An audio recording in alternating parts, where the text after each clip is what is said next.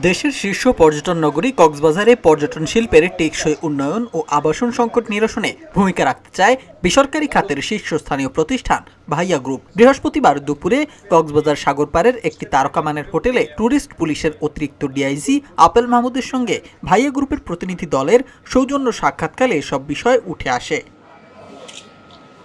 সাক্ষাৎকালে অতিরিক্ত DIG apple Mahmud বলেন, দেশি বিদেশি পর্যটকদের নিরাপত্তা নিশ্চিতে ট্যুরিস্ট পুলিশ সর্বদা তৎপর। নিরাপত্তা জোরদার থাকায় কক্সবাজারে পর্যটকদের আগমন ক্রমেই বাড়ছে। সৈকতে হকার সহ বিভিন্ন বিশৃঙ্খল পরিস্থিতি নিয়ন্ত্রণে ট্যুরিস্ট পুলিশ সার্বক্ষণিক কাজ করছে।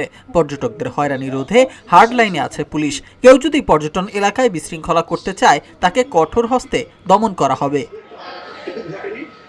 অন্যদিকে ভাইয়া গ্রুপের অ্যাডভাইজার মোহাম্মদ সিরাজুল হক বলেন, কক্সবাজার পর্যটন শিল্পের প্রসার ও আবাসন সংকট নিরসনে ভাইয়া গ্রুপ ইতোমধ্যেই একাধিক প্রকল্প বাস্তবায়ন করছে। কলাতলী ইনানি বিচ সহ জেলার বিভিন্ন স্থানে বড় আকারের উন্নয়ন প্রকল্প হাতে নেওয়া হয়েছে।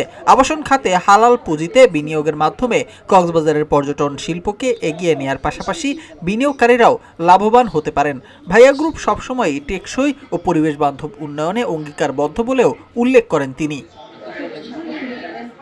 এ সময় অন্যান্যদের মধ্যে আরও উপস্থিত ছিলেন ভাইয়া গ্রুপের chief marketing officer S M. Morshed, GM Abdus Samad Rana, senior DGM Abu Siddique Shishir, AGM Zainab Begum, দৈনিক রূপালী বাংলাদেশের কক্সবাজার ব্যুরো চিফ শাহজাহান চৌধুরী শাহিন, সাংবাদিক মীর কাশেম আজাদ।